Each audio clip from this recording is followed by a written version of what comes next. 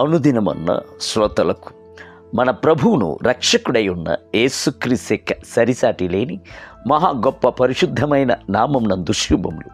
నేడు 2025 సంవత్సరము ఏప్రిల్ మాసము 21వ తారీఖు సోమవారం నాటి ధ్యానాంశము ఆత్మ అయి ఉన్నాడు.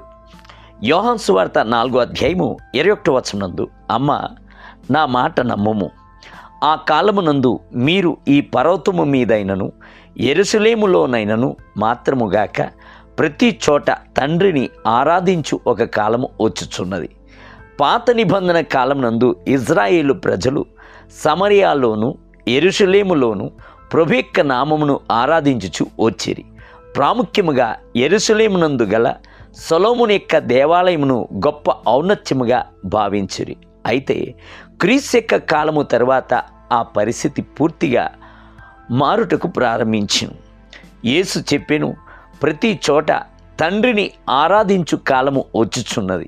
యథార్థముగా ఆరాధించువారు ఆత్మతోనూ సత్యముతోనూ తండ్రిని ఆరాధించు కాలము వచ్చుచున్నది అని చెప్పాను. యోహాను సువార్త 4వ అధ్యాయము 21 మరియు 23 వచనం. కారణము ఏమిటి? కొత్త నిబంధన యందు దేవుడు చేతులతో నిర్మించబడిన ఆలయం నందు నివాసం ఉండడు అని స్పష్టముగా మనము ఎరిగి ఉన్నాము.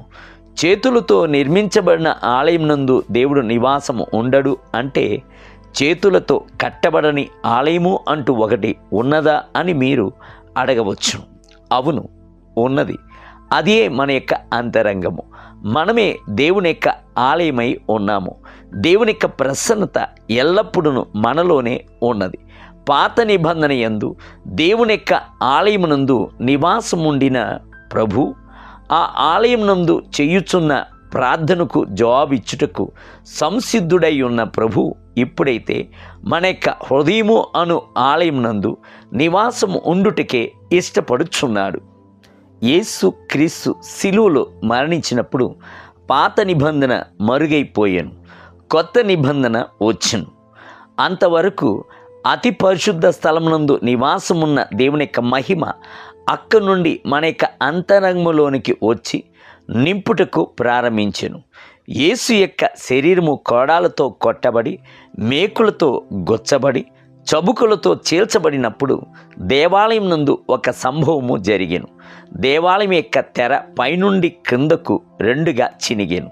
తద్వారా ప్రభు యొక్క ప్రసన్నత ఆ స్థలము నుండి బయటికి వచ్చి ప్రస్తుతము మనలో నివాసము చేయుచున్నది.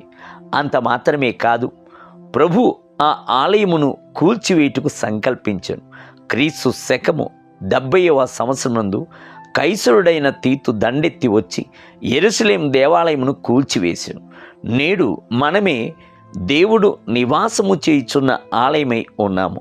ఆయన యొక్క నామమున మనము చేరి వచ్చుచున్నప్పుడు ఆయన మన మధ్యలోనికి వచ్చుచున్నాడు.